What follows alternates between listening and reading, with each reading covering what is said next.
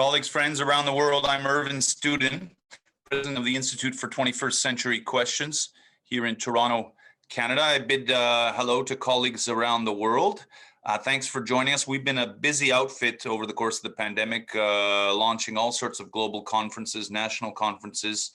I want to update everyone on our latest big initiative. It's a worldwide commission to educate all kids post-pandemic. It is in response to one of the biggest catastrophes of the pandemic, to wit, the ouster of children from all schooling, that is both physical and virtual schooling, for any foreseeable future. This is a catastrophe that numbers in the hundreds of millions around the world, including possibly 200,000 across Canada.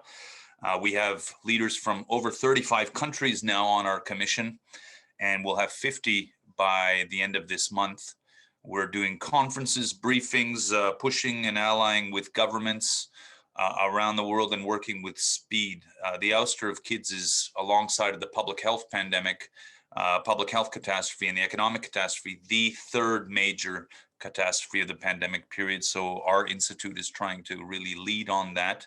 So please be seized of that and turn back to me, check with me if it interests you or exercises you, this problem, and we'll tell you more about the commission. We have a busy week next week. In the meantime, we are a public policy and strategy and vision tank with activities around the world, but we have a keen interest in science.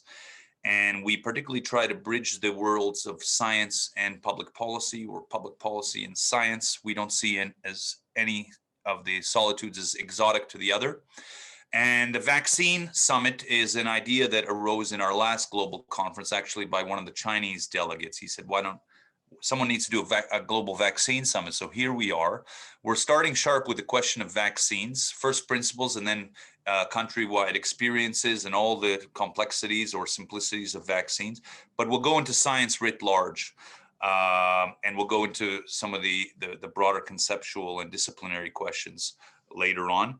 Feel free to engage at any point. You can write in your question. You can ask in Q&A towards the end of the panels. I'm moderating very few of them this time. We have a distinguished panelists and moderators from around the world. So I'm grateful for everyone for mobilizing with such speed. These are not easy to put together. A few first principle notes. First of all, we have diagnosed that within the pandemic period, the political class often doesn't know enough about science, and in turn, the scientific class doesn't know how to speak public policy. So we're trying to bridge the two together. We don't see one as superior to the other or more knowledgeable than the other, and we do privilege systems thinking. That is, people who can think across the systems, across the disciplines. It's one of the skills that's missing in this pandemic, manifestly in almost all countries. Protocol, we like to be practical and kinetic, so I'll ask panelists to be right to the point, forward-looking, analytical. It's strictly non-ideological. We're not a vaccine or anti-vaccine outfit. We are strictly analytical and strictly practical. Speakers, I'll ask you kindly to mute at all points, and then as soon as you're called on to speak or you'd like to speak, just unmute so that we don't have any kinks in the process. Right to our panel. We're about 3 or 4 minutes late. I'll start with introducing our distinguished moderator for the first panel on vaccines. Chandresh Harjivan is an old friend and colleague. He's actually a Canadian, but based in Washington, D.C. For a while now. He's the managing director of the Boston Consulting Group in Washington, D.C. Chan, I'll turn it over to you on our panel on vaccines. Hey, thanks, Irvin. Really happy to be moderating this panel, especially with such a great group of panelists as well. Look, just for brevity of time, I'm not going to ask people for introductions individually. I'm going to ask a broad-based question. I'm going to have the group answer the question, and then while they answer the question, they can introduce themselves a little bit as well.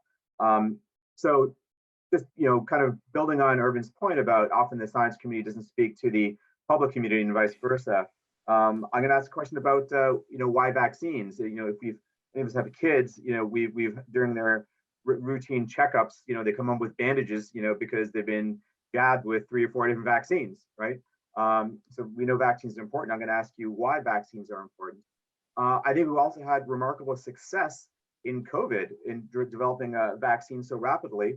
yet we don't have a vaccine for HIV, we don't have a vaccine for malaria. Well, why is that? So I'm going to hand it over right to Omar right away. I want each of you to answer this. So the question is, why are vaccines important? Why have we been successful with COVID? I'd also like you to answer, what your country, your region's strategy has been with COVID. What type of vaccine have you focused on? Innovative mRNA vaccines, whole vaccines? What is your strategy around that as well? So Omar, first, please give us a brief introduction about yourself and tell us why vaccines. Hi, I'm Omar. I am a professor in the Institute of Biomedical Engineering and the Department of Immunology at the University of Toronto. I did my PhD at Toronto and my postdoc at MIT, and I had a mRNA vaccine company before moving back to Canada. So why vaccines in general? Regardless of the type of technology we use, vaccines are one of our most successful healthcare technologies ever created. Annually, the CDC estimates that about 2 million lives a year are saved with vaccines alone, and that's probably an underestimate. Now, the important part of vaccines is that it protects you from getting sick. Rather than getting sick and then receiving treatment, what we call therapeutic treatment, vaccines completely prevent disease, and that's the important distinction. By preventing disease, you can really reduce the burden on not just you, but people around you, your healthcare system. These are all important things. We've seen that the ICU can get filled up when people are not able to overcome diseases and their immune system needs help, and that taxes our healthcare infrastructure. So if there's ever an opportunity to prevent people from getting sick, that is something we should go after. So prophylactic, meaning protection before you get sick, is an important strategy in any healthcare system. Okay. Now in Canada, we are taking an approach that's very, we embrace different types of technologies here when it comes to the vaccines. We have a diverse geography and we have a diverse types of infrastructure all over the country. So some cities, they have access to really great infrastructure where they can store vaccines that need some kind of exotic storage conditions, like ultra low temperatures. But some places up north, we don't really have that type of infrastructure. So we have to be flexible about the types of technologies we embrace. For example, the Moderna vaccine, it's an mRNA vaccine. It does require ultra low temperature freezers to store it long term. And while we have those in the cities, we don't have them up in more rural areas. While their government has been working on distributing ultra low temperature freezers around the country to make sure everyone has equitable access, we have also looked at and have been getting the Pfizer-BioNTech vaccine. This does not require ultra low temperature storage, just regular -20 Celsius storage. So that's helping by, again, improving accessibility and equitable distribution of vaccines to everyone. So those are the kind of things that we're looking at. We're also making strategic partnerships with other people, looking at ways in which we can manufacture vaccines here, as well as acquire more vaccines from elsewhere. And again, this process is ongoing. Health Canada is evaluating different vaccine technologies, making sure that they're safe. They're looking at the data. Their primary concern is to protect all Canadians. And in doing so, they don't want to approve something that could potentially harm them. So they have a big responsibility. They're taking it seriously and they're working on it.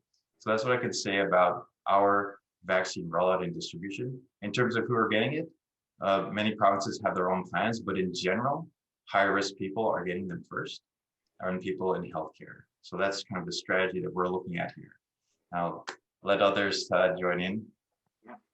Matthias. So when we look at why have we been successful with the COVID vaccine, we've got 2 mRNAs, we've got 1 protein ready to go. We got Novavax adenoviruses, AZ and Janssen coming out soon, at least here in the US. What's your view on why success with COVID? Why not success with things like malaria, HIV, other diseases, which Omar said, vaccines are very critical. Why not for those important diseases as well? Yeah, first of all, thanks also for having me and attending here to this distinguished panel. Now, my background is I'm a professor here in the Medical Microbiology and Immunology department at the University of Alberta in Edmonton, and my background is on therapeutics. I'm a biochemist / virologist, and we've actually worked a lot on HIV and hepatitis C, and switched a couple of years to viruses where we do not have adequate treatment, like coronaviruses, like Ebola, and so forth. So the reason was the treatment for HIV and hepatitis C was so good, we felt we couldn't really contribute anymore to drug discovery and development efforts. Now, back to your question regarding the vaccine, why is it working? Apparently, and the clinical data do show that. Why is it working with coronaviruses and not so much with HIV, malaria, and hepatitis C is also a huge challenge. So for each pathogen, we are starting from scratch more or less, and have a look at the virus. What could serve as an antigen? What is recognized by the immune system? We had a little bit of a lead here because the work that was done on SARS and also on MERS, so related coronavirus, really helped us a lot to develop the vaccines. All of the vaccines right now, regardless whether they are based on mRNA, protein, adenovirus, and so forth, they are based on the principle that they expose the spike protein that is on the surface of the coronavirus to the immune system. mRNA, adenovirus, and so forth, this is just the delivery of the vaccine, of the spike protein.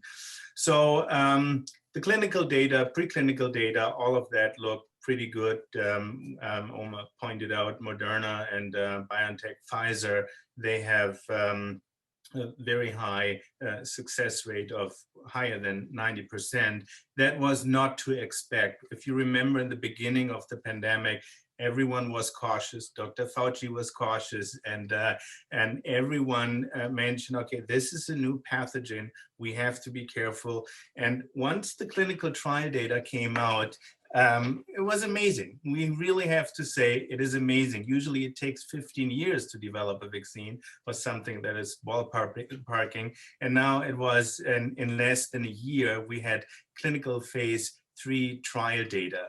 The speed is unprecedented for a number of reasons. We shouldn't go into too many details here, but a lot of the clinical assessment was done in parallel. So while clinical phase 1, 2, and 3 trials were running, companies already produced their top candidate. I think BioNTech, Pfizer, they actually had in parallel production running of 2 of their top candidates. So all of this sped up the process. And as I pointed out also, we had a little heads up with SARS and MERS. Why doesn't it work with HIV and hepatitis C? Great question. And this gets us also to a problem that we see already, and this is related to the variants.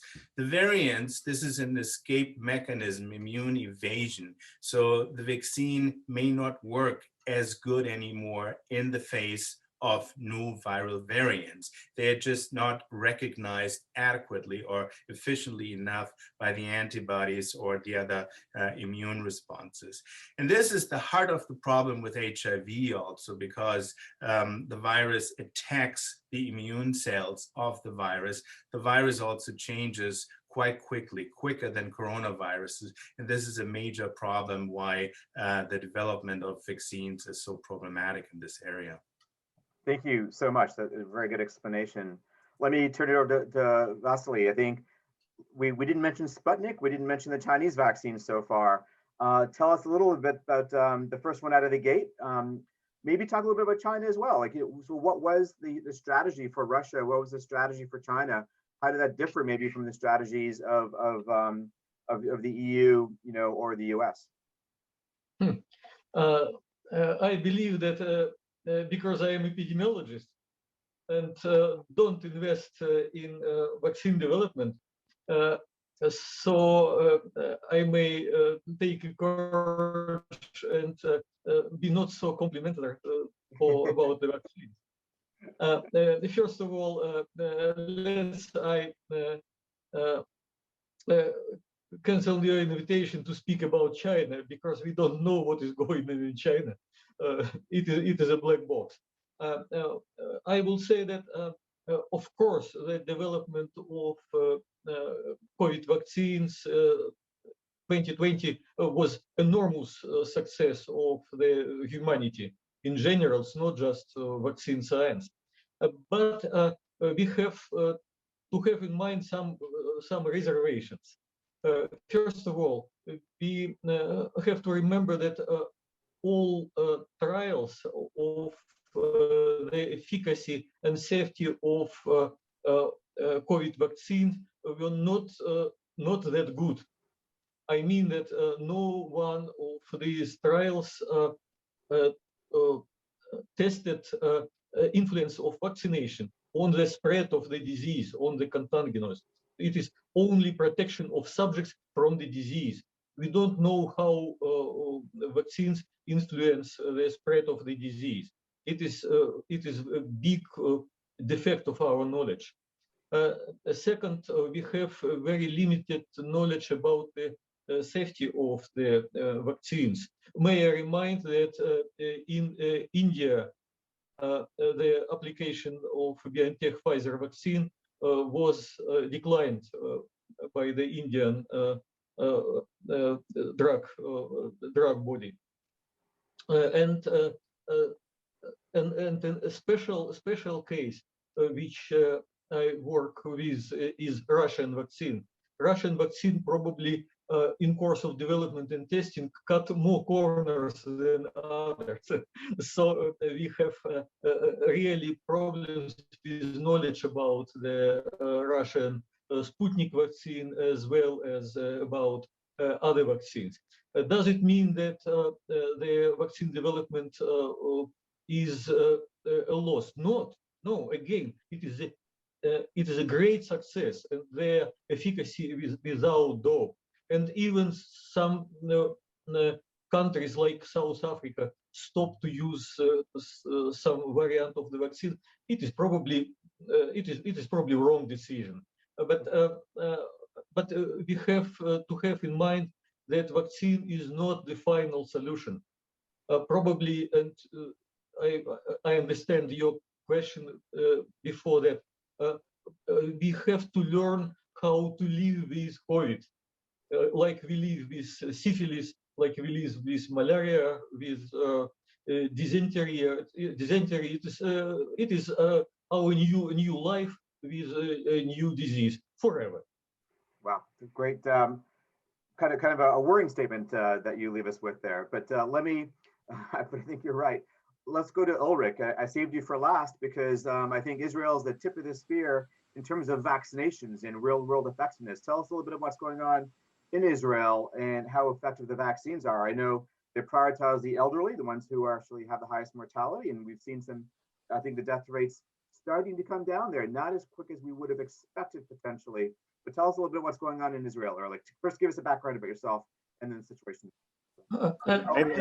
Really, Israel is the country where there is good healthcare statistics, and where the coverage of vaccination is quite good. Actually, one of the best in the world.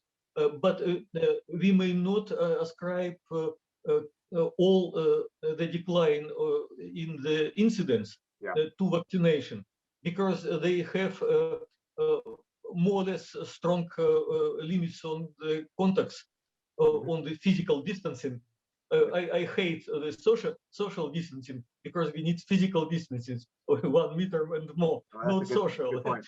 Yeah, physical distancing. And in Israel, they practice it for last 3 months. For last 3 months, they changed the regime, but it is very consequential policy. Let's wish Israel succeed with that. But probably you remember the modeling study of about, it was published in May. In this modeling study, it was shown that if you suppress the circulation of the virus good enough, and after that relax the measures, there will be another wave, and if you will effective, and after that relax, you will have more and more waves. And actually, Israel is the country where now we have the fourth wave. So it is the illustration that our modeling have some sense. Yeah, no, exactly. And so, Ulrich, please elucidate. First, quick background and tell us what's going on in Israel. Sure. I'm actually the CEO and co-founder of a digital health startup, which is based in Israel and Switzerland. So I'm actually sitting in Switzerland. So I'm not based in Israel. You've been vaccinated, maybe, right? So. I would be vaccinated probably by now. As my co-founder actually is, he got already his second shot, so he's fully vaccinated. By background, before starting my own company a few years ago, I was actually for about 8 years at Novartis, major pharmaceutical company, also being active in vaccines, at least for some time, but they divested the vaccines business some years ago. And prior to that, I was also at BCG, I guess, as you. And background-wise, I have a PhD in bio. Well, there you go. and I have a PhD in biochemistry and microbiology, but I'm not a scientist, unlike some of my colleagues here on the panel. So I'm probably not so much representing the scientific perspective on the vaccine side, but probably more the business side, but primarily actually the digital side, which I would say has also some interesting aspects. But maybe what I can contribute is also a little bit compare and contrast what is happening in Israel vis-a-vis what's happening in Europe, where I'm based. As you said, I mean, obviously in Israel, they are super successful in rolling out the vaccines. I just looked up the data. I think they have now more than 50% got the first shot, about 30% got the second shot, so being fully vaccinated, at least on paper. And what is happening now, I think as of Sunday, when Shabbat is over, they actually open up the country. I mean, Vasily is right. They have very harsh lockdown procedures as we speak, but they are now opening up to those who got fully vaccinated. And they are doing this actually also, again, applying digital technology. So they have almost a kind of vaccination pass, which distinguishes people who got their 2 shots from those who haven't yet. And those who got the 2 shots are actually entitled to, let's say, go back to restaurants, go to cinemas and so forth, which obviously brings back social life to those people. But I can imagine, and I'm just building on the similar discussions that take place in Europe, in particular in Germany, about this topic. Of course, this also generates tension between those who have now more freedom vis-a-vis those who have not yet the freedom, which I think is also a very interesting ethical aspect of, what are the rights of those who got vaccinated vis-a-vis those who didn't get vaccinated for whatever reasons. I think the reason why Israel is so successful, I think there are a couple of reasons. One, of course, it's a smaller country, so you can't compare Israel, let's say, with Germany. But of course, they have a much more centralized healthcare system as opposed to more fragmented countries like Switzerland, where we are also based, in Germany. So you have a much more top-down structure, which of course allows you for better rollout, much better, let's say, hands-on on the healthcare data. They have super good health records, like the HMO organizations like Maccabi and so forth, which of course allows for better follow-up of side effects or eligibility of vaccination. And obviously, what the pharma companies did, and Pfizer in particular, they used Israel as a test country, so to say, in terms of rolling out the vaccine quickly, but in return get the data of the vaccine. So I think that the deal is, despite commercial terms, also tied with getting access to a broad set of data, which of course gives Pfizer and BioNTech insights in the vaccine safety, but also possibly in the efficacy against the different coronavirus variants, which I think, again, is probably unique. If you would try to have a similar deal in Europe, and in particular in Germany, this would be totally impossible, that the country would trade the health data of their population for, let's say, faster and better access to pharmaceutical compounds. But I think it's a very interesting concept, given also, and I think building on the fact that, as it has been mentioned before, the vaccines had to be developed in a very short time, very rushed. And of course, there's a lack of really comprehensive data sets. So what should a pharma company do? They need to get real world evidence data based on the real, let's say, phase 4 type of in-market data. And I think Pfizer did a smart deal to find a country which is willing to provide this data, which in this case is Israel. And Israel, I think, got a fair return in getting disproportionate access to vaccines compared to other countries. Excellent. I will email you afterwards, BCG alumni. That's great. So, Omar, so we heard from Israel, who's got one of the highest vaccination rates now in the world, and we've got Canada, maybe one of the worst, right? But Canada's still doing pretty well in terms of managing COVID. It has been. Tell us why some non-vaccine, I guess, countermeasures or ways to manage the virus. But first, tell us why Canada is doing so badly in this. Why don't they have more people vaccinated? And then tell us why Canada is still somewhat successful in managing COVID. By the way, my parents live in Toronto, and they're 85 years old, and I'm eagerly waiting for them to get vaccinated. I'm quite anxious. But Omar, please go ahead.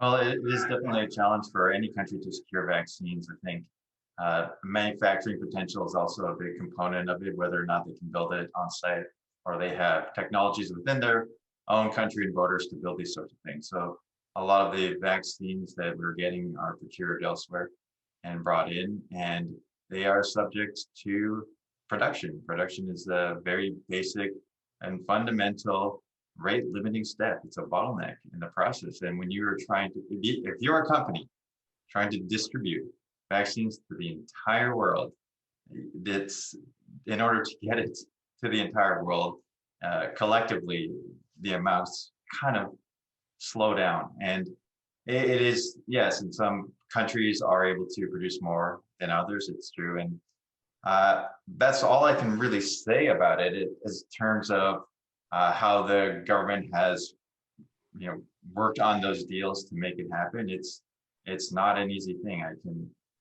having worked on procurement and stuff like that before, it's not a trivial thing, especially in the time of a pandemic. Now, there's a counterpoint to this, and you kind of already brought it up in the form of your question. Our rates are not terrible, and part of that reason is that we are working with physical distancing and mask wearing, and we have these progressive lockdowns that are meant to help prevent the spread, and that is helping. And I think it's to consider a vaccine as the final solution to a pandemic like this or any disease is not realistic. It's a component of the whole. And so I feel that Canada's, by doing these lockdowns and preventing and ensuring this type of physical distancing, we're preventing this transmission. Transmission is prevention of transmission is important for several reasons. Well, the more people that get it, and just think about this, every time a virus is inside of you, it uses you as raw material, it replicates and makes more of itself, and then tries to get transmitted to other people. These replication events are what's dangerous in terms of mutation, because they eventually help cause these variants. And then these can potentially mutate enough so that your current vaccines don't work as well. A great example is the flu. We have to get a different flu vaccine every year because these things are always changing and mutating.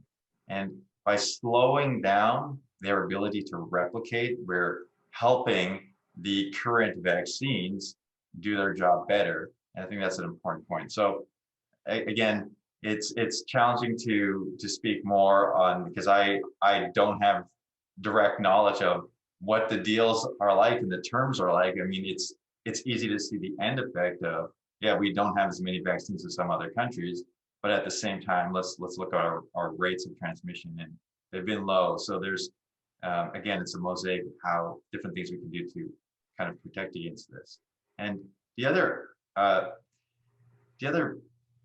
note that I kind of want to make is that there's a lot of talk about vaccine development being rushed, but think about all the different types of vaccine technologies that have been used to make a coronavirus vaccine. There are different basic technologies. We have the adenovirus, we have an inactivated virus, we have mRNA vaccines, right? So we have all these different types of vaccine technologies. Now, they're not new. The mRNA vaccines have been in clinical trials for other diseases.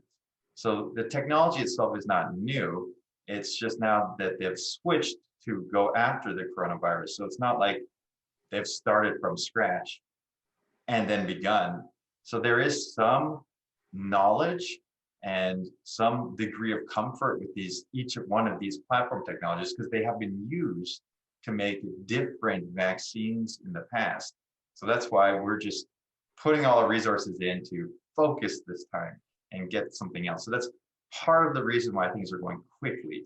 And again, also it's on the fly in terms of the clinical trials. Like the phase 2 is technically still going, a phase 2 clinical trial. And it's just, we're just reviewing the data, almost on demand. And that's kind of another component of how things are moving quickly. So that was a bit of a digression, but I just want to kind of make that point that we're not just sticking brand new things into people willy-nilly. It's actually, there is science and history behind this, years and years of it. I think it's really important. Vasily, you're sorry, let me ask Matthias first, actually. Our immunologist, we haven't seen a lot of non-vaccine countermeasures being developed. We've seen a few therapeutics that haven't been really, that mass adopted. Why is that? Where are we with therapeutics? Where are we with non-vaccine interventions? Yeah, that's an excellent question. So first of all, we should say that we have made a lot of progress within a year in the pandemic, also in terms of therapeutics. However, we don't have a silver bullet. That is very clear, and we can agree on that. Nevertheless, we have learned a lot, and there are certain therapeutics that are available. So the current thinking, and we had to learn that in a painful way, is that early in the disease state, you should treat, if available, with antivirals. Later in the disease state, you treat with anti-inflammatories that take care of the damage that the virus has caused. So what do we have in terms of drugs or therapeutics that can be used in these different settings? We certainly have these anti-inflammatories like dexamethasone that is heavily used with hospitalized, severely sick people, and that are even in the ICU. And clinical trials have shown that it really reduces mortality. That's number one. Number two, we do have drugs like remdesivir, it's a polymerase inhibitor of the coronavirus, and antibodies that also target the spike protein. The caveat here is that these drugs, these antivirals, are intravenously administered, so they are not available as orally available. That would really facilitate taking it and distributing the drugs. So remdesivir is given also in hospitals if people are on low flow oxygen, for instance. Antibodies are given just prior to hospitalization, if you wish. So these are the problems. The holy grail right now would be an orally available antiviral drug, and that is just not available.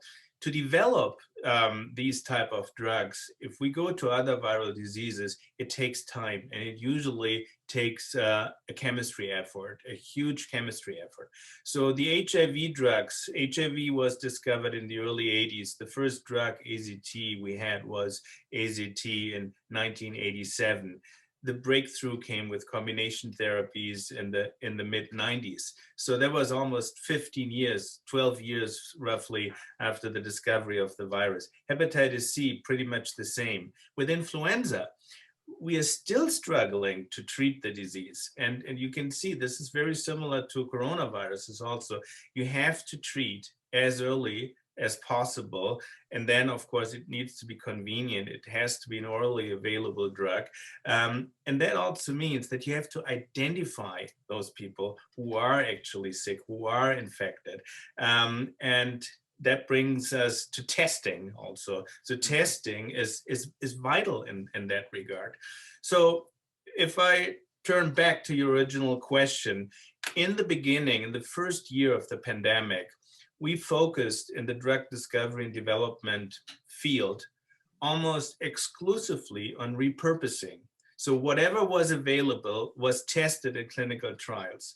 So now we are going into the stage where we actually develop drugs. So where chemistry efforts are seen and where really the drugs that are developed are tailored to SARS-CoV-2. And that just takes time. Good.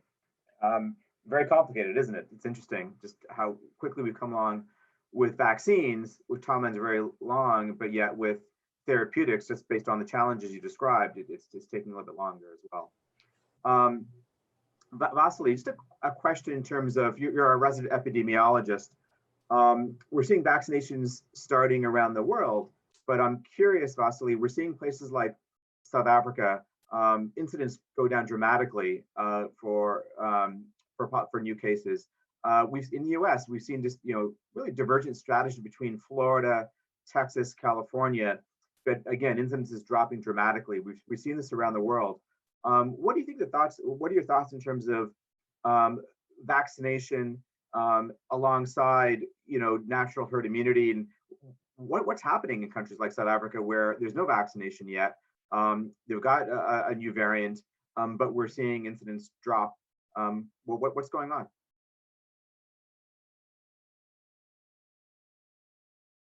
Do we lose? Oh, yeah. There we go. Yeah.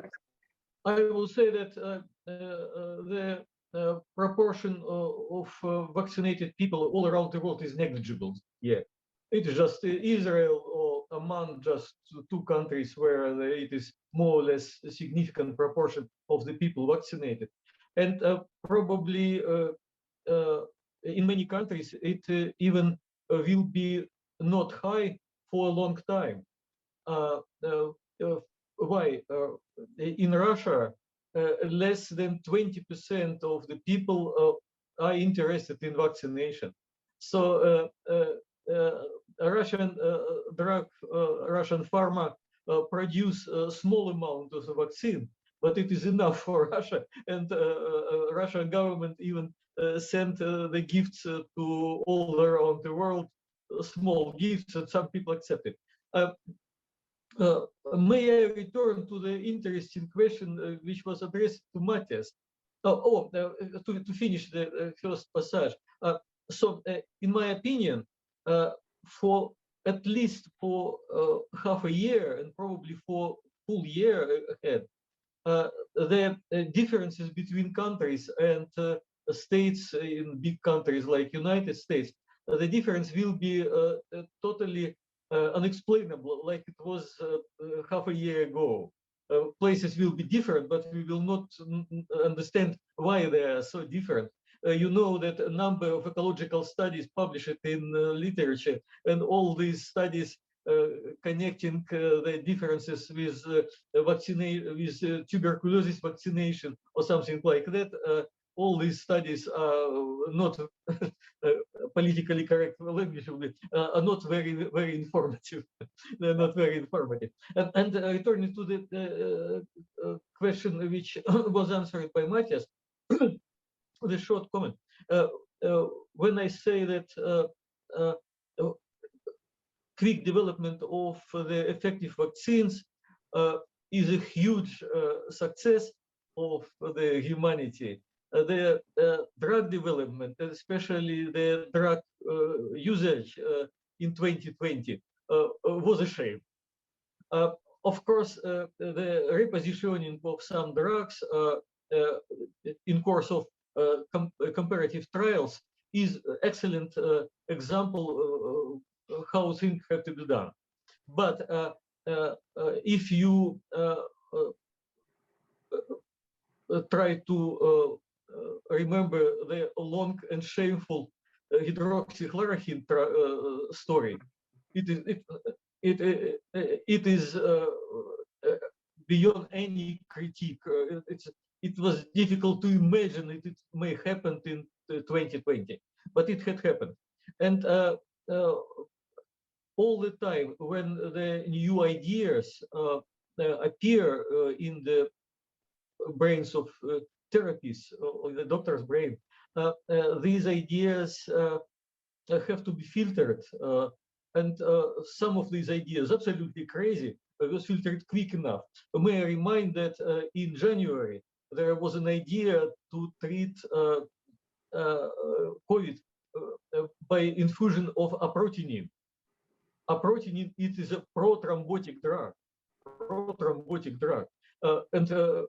I am happy that it was cancelled quick enough, but probably in January, February, some doctors kill some patients infusing the aprocitentan.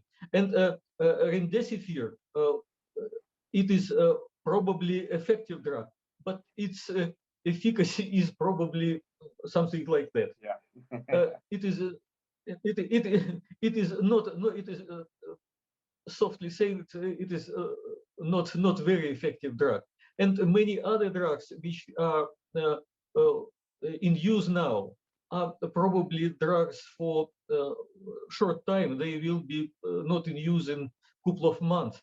For example, you may remind the enthusiasm of the therapy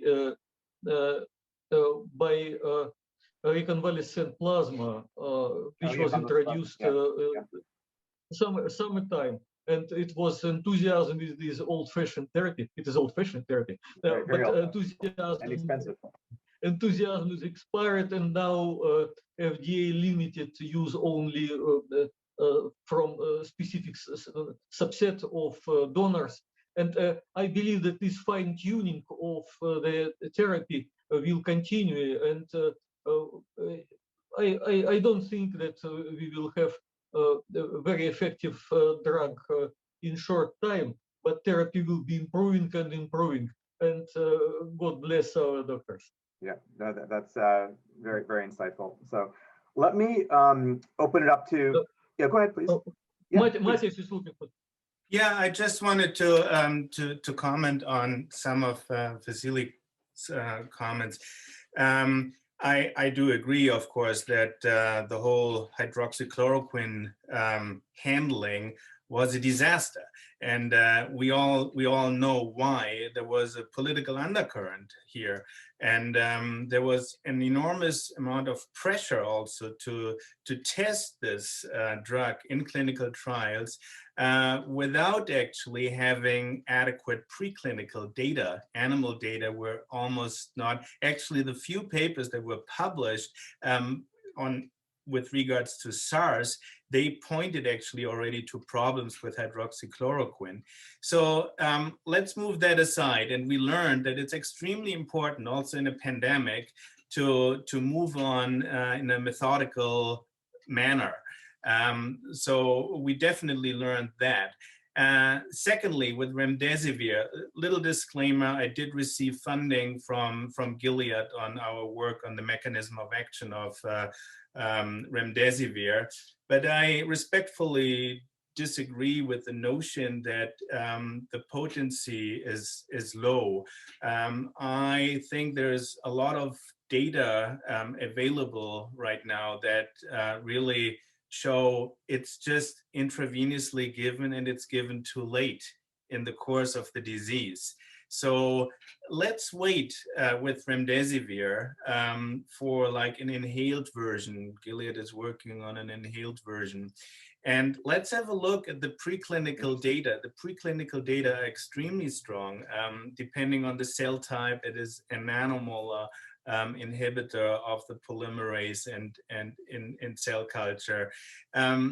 One other aspect, what we do see also in animal experiments, and that is an aspect also that I wanted to mention, is that in this disease, you see if you give the drug prophylactically, so prior to the infection, you almost the animals are completely protected.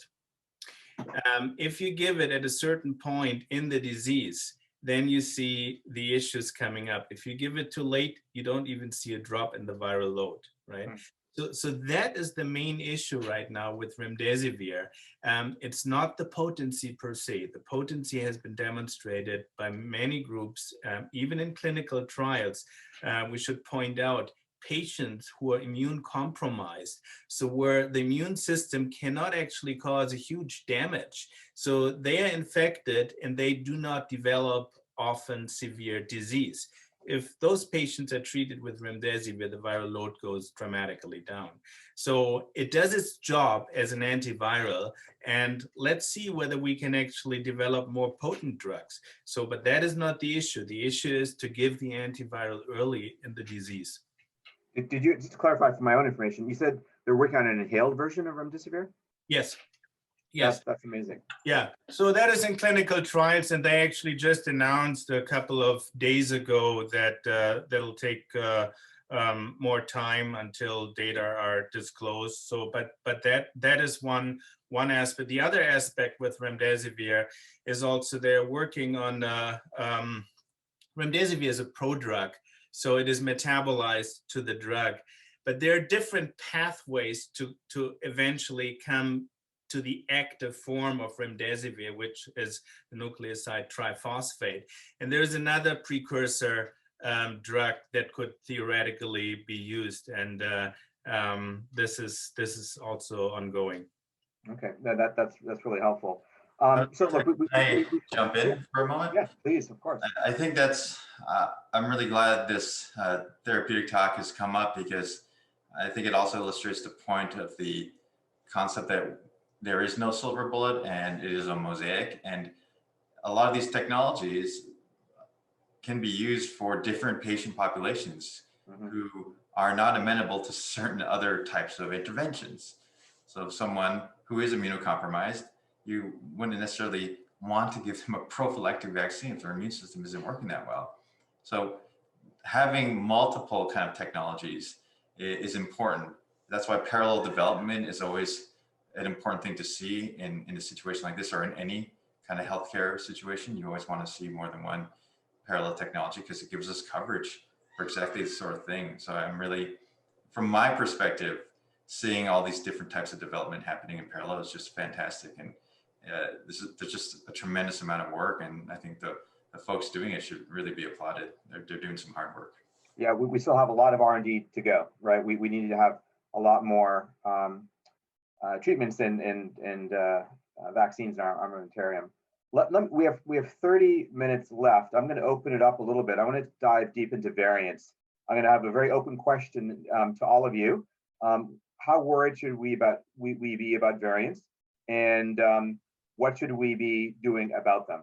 I hand it over to anybody. Maybe Omar, if you since you're on right now, if you have any thoughts on that, just the variant topic. What is this a big problem, and how what should we do about it? I think we've seen when SARS hit years ago in Toronto, that SARS didn't necessarily go away. It's still around, but there's immunity, right? So I think these types of viruses are always going to be here in one variant or another. We can't necessarily eradicate them. I think that's a challenge, especially for something that can mutate, something that can change. I think that's why as we figure out the answer to that, we can still rely on things that we know are effective, like physical distancing and barriers like masks. I think that's difficult to answer, but we can give ourselves time to answer it appropriately and react appropriately by slowing things down with a mask, for example. I think these are important things. So it's, yes, some of these are more infectious, and then there's some recent work that's been done on some variants that thought that the amount of neutralizing antibodies that are in people's blood that happen after your standard vaccination might not be high enough for certain variants, and that you would need another booster injection. And that's ongoing work, and we're looking at solutions to dealing with this. So again, we need time, and everyone can help by just a little bit of collective good, where I'll wear a mask to help everyone, including myself, get there. So that's something that that's what I can say to it. Yeah, I think I'm going to hit it to Matthias in a second, I think, but so far the vaccines, I think all of them so far have shown incredible efficacy in reducing mortality and hospitalization regardless of variant. I think that's still holding true. For the therapeutics, Matthias, I don't think that's as much. I think we've seen some of the antibodies not that effective against the new variants. Matthias, what's your thoughts on variants? How worried should we be? What should we be doing? And then I'll go to Ulrich. So in general, we should be concerned. That should be clearly on our plate. And we've learned in the past painful lessons in HIV, not regarding efficacy of vaccines, because we don't have a vaccine there, but drug resistance, right? The first drugs that I mentioned with AZT, it didn't work because of drug resistance. And this is the same concept, right? These are variants in HIV drug resistance that contain mutations in such a way that the drugs, the treatments don't work anymore. They don't work as well anymore. So that's the issue here also with the variants. Our primary concern now here, obviously, is the efficacy of vaccines. The British variant doesn't really show much in that regard in terms of reduction of vaccine efficacy, but the South African variant does show diminished antibody responses. So what needs to be done, and this is ongoing, as Omar pointed out, to modify existing vaccines, which is not a huge problem with the mRNA-based vaccines, in such a way that they would cover also the variants. And so in reality, that would mean we would probably take a booster shot at a certain point in time. The other strategy is, and companies are working on that as well, is, and we do get this actually with influenza. These are polyvalent shots that protect against multiple strains, 3 or 4, and that's probably what we will see here as well. And a last point in that regard is also why we should be concerned overall, and we should try to catch up with the virus. We're always a little bit behind, right? We think it's over, and then there's something new, like the variants that is coming.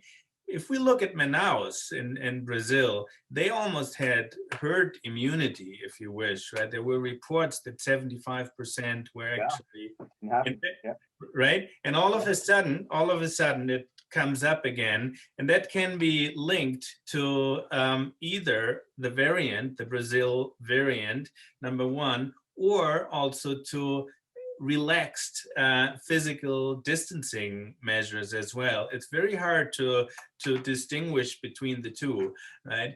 But this is definitely a concern, and we need to keep in mind the selection pressure here is not due to vaccination.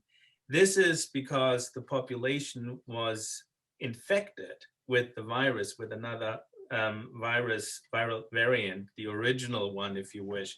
But sooner or later, if everyone was infected and developed immunity against one variant, eventually you select for a variant that is associated with immune evasion, and that becomes the dominant variant. That's the principle of this, right? It's not, we should not see viruses as a single species, right? In the environment, this is a quasi-species, millions, billions of different viral variants, and those will survive, that can live and transmit under specific, in a specific environment, yeah. Okay, good. Ulrich, I'm going to give you the floor in a minute, but Vasily may have to leave in a few minutes. I'm going to ask him a final question before he has to go. Testing. what's the role of testing in variants? What's the role of testing overall in terms of vaccination? And you're on mute. What kind of testing do you mean? What kind of testing do you mean? So should we be doing routine testing? Should we looking at assays, for looking at emergence of variants? If we're vaccinating everyone, do we still need to do testing? What's the role of testing in general in this new world of variants in terms of mass vaccination? It is the quite big problem. Matthias pointed to a couple of dots here. I would say that some variants may attract attention just because we are tested for them. They may exist being invisible, but they became maybe visible just because of testing. And we need another data to find out is this variant important at all. When we see it, when we can detect it, doesn't mean that it is important variant. It may be just this, the same like original one or another original one. So I think that testing of variants is a common procedure to be done. But let's refer, probably because I am became old and bald, I start to prefer the historical view. We had no such things like influenza vaccine. All these worldwide enterprise of looking for the influenza viruses and creating vaccines exist just for 25 years. But did we succeed to have critically lower incidence and critically lower death rate from the influenza? Unfortunately, no. Yeah. But it is a unique example of international collaboration in this field, and I believe that it will be a good lesson for a probable future, which Matthias described, probable future of managing COVID, a good new better vaccines for the purpose. And another historical aspect is that it is a shame that world biological science did not watch other viruses. We watched for viruses of influenza, but we did not watch for other viruses. So just we had knowledge that there are coronaviruses. Yes, they circulate, but there are no knowledge about the incidence, about the proportion of different viruses. Yeah. And it is the shame. It seems that we need to better employ our brains or have better brains. Yeah, no, we knew it was a threat, but we didn't invest in it. It's kind of like climate change, actually. So, any other parting thoughts? You do need to leave, right, in a couple minutes? Is that right, Vasily? Any other thoughts for us before I hand it over to Ulrich for his comments? Any parting thoughts for us?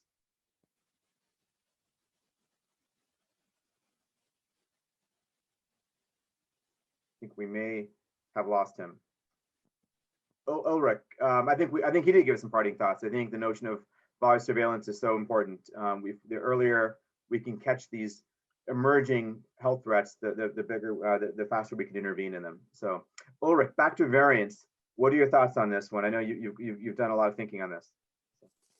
So probably less from a biochemistry or virology perspective. Of course, I try to follow the papers a little bit, and at least my spare time. But maybe let me make a provocative statement in terms of I think what concerns me or what frustrates me is that we, despite the fact that we are in the 21st century, kind of addressing this virus with the measures of the last whatever century or even before. Of course, there's super modern treatment modalities like mRNA vaccines. This is really kind of state of the art. but the by and large stuff we are doing is distance, wearing a mask, hygiene, meaning washing hands, disinfectants. This has been known since at least 100 years, if not longer. So what I'm trying to say is what I'm lacking is really a coherent strategy, which is building on data, which is building on digital, which is building really on the tools of the 21st century. And this goes down to the fact that we have no clue, at least in Germany, in Europe, where infections are happening, how are they spreading, what are actual numbers of infections, what is the percentage of certain variants, and so forth. So we are a total lack of a comprehensive data set. And this goes now to your question in terms of variants. Obviously, I think this coronavirus is here to stay. I don't believe in this no COVID type of world that this is kind of disappear. So my perspective is, at least for a year, if not longer, maybe even forever, this kind of virus or variants of it will stay. So what we have to probably come up with is a coherent strategy how to live with that. And for me, just lockdown followed by let's say unlocking followed by lockdown is not a sustainable way to manage the global society. So we have to come up with much more intelligent ways to do so. And for me, a central part of it is using digital technology for doing so, meaning contact tracing, meaning following through in the real world the efficacy or effectiveness of certain treatments.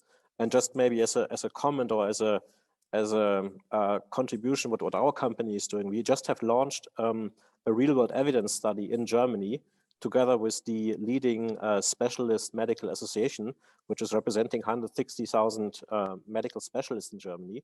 So we are giving to all of those members, if they want, for free our app, and they can use it after their vaccination for 12 months to really monitor and track whether there are side effects or breakthroughs of the infection despite vaccination. So what we want to build is really a very comprehensive data set, a real world evidence data set in terms of how the different vaccine types are effective in the real world by preventing corona breakouts. Because so far we are relying on studies, and we are relying now vis-a-vis the variants on some, let's say, in vitro immunology assays, which might or might not give us indication whether those vaccines will work, but we don't know at all whether those vaccines in the real world are as effective against the new variants, especially against the variants from South Africa or Brazil or other regions, as they have been against the original strain. So I think we need more data, we need more real world evidence data, and the only way to get those in time and also to overlay this, for example, with other healthcare data is through the use of digital technology, whether it's real world evidence data, whether it's patient reported outcomes, whether it's other types of monitoring, and we don't see this at a global level comprehensively being done. I would even say not even in the US, where you have the Silicon Valley. I'm a little bit disappointed by what our folks of, let's say, Google or Apple could have done, and they're pretty silent in this outbreak. I haven't seen any, let's say, major contribution yet from their side. So this to me is really the big missing piece, so to say. While the biochemistry piece, I think, did a great job, developing really a new vaccine in record time. I think we are lacking the digital piece tremendously in this corona crisis. Well, tell us a little bit more about that. I think one of the reasons in the US, at least, and the West, I think there's been a bit of a failure of this track and trace methodology, which is not real world evidence, but it's related a little bit. But I think there's a bit of fragmentation of data. There's a little bit of mistrust of providing data. Tell us a little bit about how you would overcome that. Well, I mean, there's obviously different schools here. I mean, there's obviously, as I mentioned earlier, in Israel, there's obviously the government of Israel is kind of happy to trade the data set of the entire country or population vis-a-vis getting earlier access to the vaccines, which, as I said, probably is impossible, at least for the time being, in the European Union. That said, I think there is a trade-off to be made in terms of protecting data or protecting data privacy vis-a-vis, locking down an entire let's say, country or an entire region for a couple of months. So for me, this at the end of the day is a balance, and society has to decide what is at the end of the day, what do they want. So this is more on the let's say data privacy ethical level, but on a technical level, I think you're right. I think we are lacking at the moment. Let's say the ability to harmonize data, the ability to integrate data, the ability to even have, let's say, basic data captured and exchanged. So there's a fundamental lack of I would say basic data capturing and data harmonization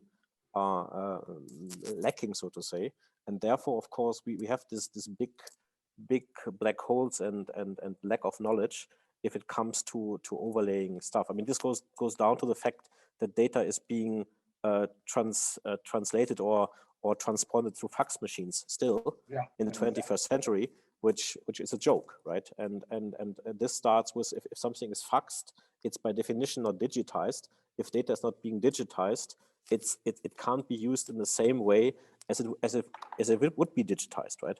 And I think this is the fundamental issue we are seeing in healthcare, that we have compared to other industries, a lack of digitization, and this is now being pressure tested, and we see now the shortcomings of the healthcare systems in a situation of crisis, I think. Yeah. So for me, the key learning is the healthcare systems have to tremendously gear up and really get to speed in terms of digital technology, as many other industries are already, and which would be unacceptable in other industries if they would be at the same level as healthcare is currently. Yeah, I think there was a hope that maybe COVID would push the envelope in the thinking around digital as well. Let me ask a question to the group on last question on variants, and I want to get through some very specific questions from our audience here. But I think Matthias mentioned booster shots. Ulrich, as you're talking about real world evidence, what's the expectation now that we're going to see mix and matching of vaccines? Taking an RNA vaccine and then taking a adenovirus vaccine. Do we need a booster for this? What is the future of vaccination here? What are the group's thoughts? Maybe Ulrich, if you have any. Otherwise, I'll have Omar and Matthias jump in. Maybe it's more question towards Omar and Matthias in terms of. Yeah.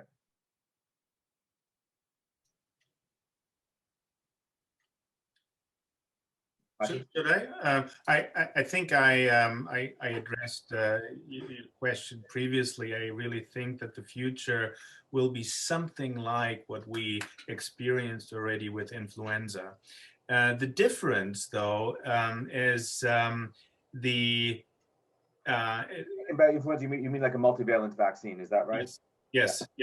So with influenza right now, there's a guessing game each year, and what sort of strains will pop up, and that's why influenza vaccine is a mix, is a cocktail of 3 or 4 vaccines that protect against 3 or 4 different strains. We will probably have a similar scenario right now for coronaviruses, although it's, to make these kind of predictions is really, the disclaimer is here, these are speculations based on our knowledge currently, right? And one of the issues is that's on the plus side with coronaviruses as compared to influenza. It seems as if the virus doesn't change that quickly. It's just the mechanisms that are available for the coronavirus are limited as compared to influenza. And also the engine of the virus that causes the replication, and in turn also the variants, the engine of the virus, of the coronavirus, is a little bit more accurate in replicating as compared to influenza, and also as compared to HIV. So maybe, and this is really just a speculation, a multivalent vaccine, booster shots, these are the scenarios right now, and maybe that is sufficient. Maybe that is really sufficient, and but we have to, and this goes into Ulrich's comments. We have to be on top of things, and we have to use the technologies that are 21st century like. And with that, I was stunned, by the way, also that the variants all of a sudden they popped up, and the reason, and then they called it the British variant, and it became clear it was probably just the British variant because they did sequencing also. Yeah, same thing with South Right? African, Another right?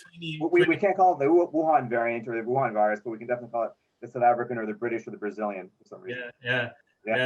And the technology is simply available, right? The sequencing nowadays is not, it doesn't compare to that what we had 20 years ago or 30 years ago. This is now really whole genome sequencing is available. It's quick. And if you know the variants, to detect them, that's even faster with PCR. So these technologies are available, and we should really aggressively use whatever we have to monitor the situation. So that's how I see the future in that regard. And even for the polyvalent flu vaccine out there right now, remember that's just one platform, and now we have 4 or 5 different platforms that can potentially also be polyvalent. So now your choice of technologies have also expanded your ability to produce vaccines, and they can all do it at different timescales. Perhaps we can use a more established technology to make vaccines that are against the more stable strains, and then use the quick response ones like mRNA to update. There's tons of options and permutations you can do with this, and I think it's having these extra tools is just phenomenal to look at it. So if we were able to harness the data and actually use data appropriately, like Ulrich is saying, and then consider the ability to do these polyvalent types of solutions like Matthias is saying, we have an opportunity to do something that's never been done before in the pursuit of global health. Mm-hmm. No, I think that's exactly right. It's actually, we're in some ways in a really good position because we have quite a few now different validated vaccine platforms, right? We need to understand, can we do a multivalent with mRNA? Hasn't been done yet. Well, we've just begun with mRNA vaccines, so I think that the future is there. It hasn't been done in the clinic yet. Hasn't been done in the clinic yet, yeah. Someone has done it before. What did you say? Sorry, clarify. We've done polyvalent work before. You have? Well, there you go. Okay. Fantastic. But again, that's preclinical, but I think there is absolutely opportunity to do it. I've only got, we have like 3 minutes left. There's so much more to talk about. I'm going to ask a couple of very specific questions. Matthias, there's one really specific question on Epsilon, the Lilly monoclonal antibody. Just what are your 30-second views on the potential for that antibody treatment? Do you know? Do you have any experience with that? Yeah.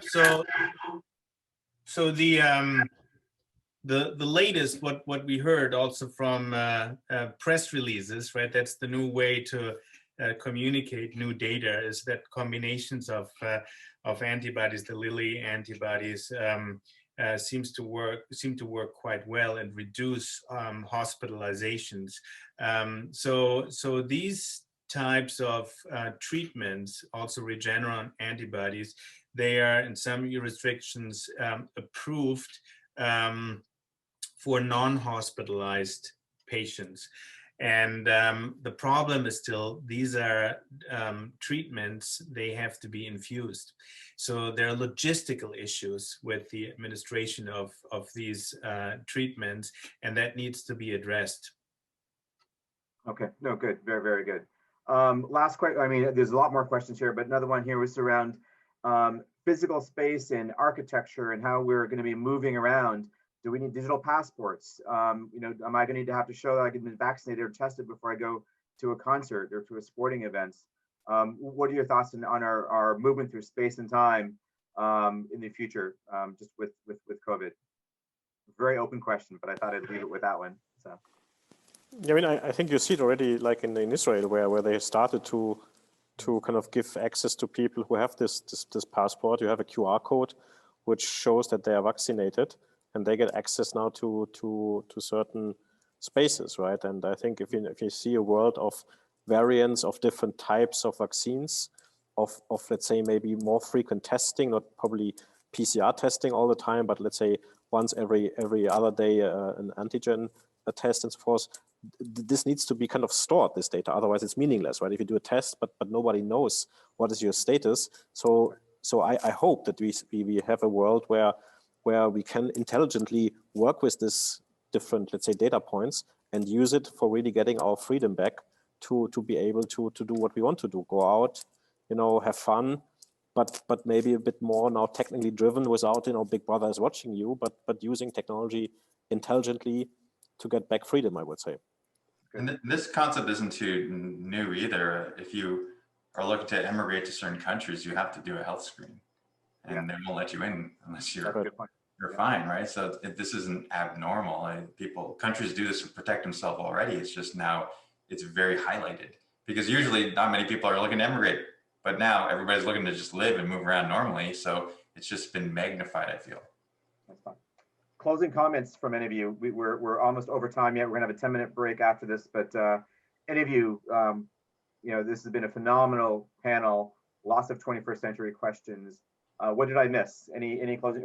Omar, first to you, and we'll go with Matthias and Ulrich last. I mean, there was a question about the skeptics about stay-at-home orders and vaccine death rate and stuff like that. Well, I just want to always kind of help people ask critical questions. I think it's important to remember the reasons why things are being done. There's a combination of things. There's death rate, but there's also when people get really sick and they need a ventilator, they may be in the ICU. Do we have space? Do we have machines for them? So there are many things that go into this. It's not just people dying, but it's also overburdening our healthcare system that's not equipped to do this sort of thing. So there's many things that are being juggled when these types of decisions are made. So I feel a lot of people are insulated from these decisions or live in areas where they're so spread out that they are naturally physically distanced, and then it becomes difficult for them to appreciate more crowded spaces. And I think that's an important consideration. You got to look at the whole and the diversity of populations and how populations are arranged. I think that's really important to think about. That's very insightful. So, Matthias, any closing comments from you, and then we'll go to Ulrich for the last comments. Yeah, I think we really covered a lot, as you pointed out, and there are still so many open questions. For me, as a scientist, I'm looking also into the social aspects and the global aspects of the pandemic, and we haven't really covered that whole area a lot. I would be very much interested, to be honest, to better understand why people in certain areas, like in the US, for instance, really, why did it become such a political issue with wearing a mask, a simple measure that could really help and could get us a long way? Why is this, or has that been such a big problem? And why are people motivated really to sacrifice also their health for these political issues, for political arguments? And I do think here in Canada, at least in the beginning of the pandemic, there was, I would think, political unity or consensus, and that was an advantage. This is now fading. And we see also problems coming up. So the political and social aspects of this are really important to understand in great detail, I think, and that's probably for another panel. Ulrich, end us on a positive note. Yeah, I try. No, I think, look, I mean, of course, let's take aside the tragedy of this disease. I mean, I think what we have seen the last 12 months or so is really a super condensed movement, you know, from a scientific perspective, from a political perspective, from many aspects, ethical. So I think if you look back historically towards this year, probably people will say, look, so much gain of knowledge or stuff probably hasn't happened before, because humanity was forced to really act fast. But I think what also might happen, or what we should probably observe, is how this will play out from a geopolitical perspective, right? Because you have seen, let's say, different approaches towards this pandemic, like the Chinese approach, the European approach, the US approach, and so forth. And this will potentially have implications down the road on the geopolitical let's say, power play across the world. And being, of course, a representative of the European democracies, I do hope that Europe, or the European, let's say, democratic states, and the way we have certain attitudes will not kind of washed away by let's say other approaches towards managing such a disease. This would be, I think, a more tragic outcome of this, because I think we have fundamental rights and fundamental values which I value very highly, and if this would be kind of wiped out due to this pandemic, I think this would be even much more negative consequences and potentially the death toll we are paying at the moment. Thank you so much. Thank you for those good closing comments. For those, we have a busy day still in the conference. Thank you for attending. We're supposed to have 10 minutes break. It's going to be a 5-minute break, but and thank you for all the panelists as well. This has been a fantastic discussion. Just really insightful comments from all of you. Thank you so much. Thank you.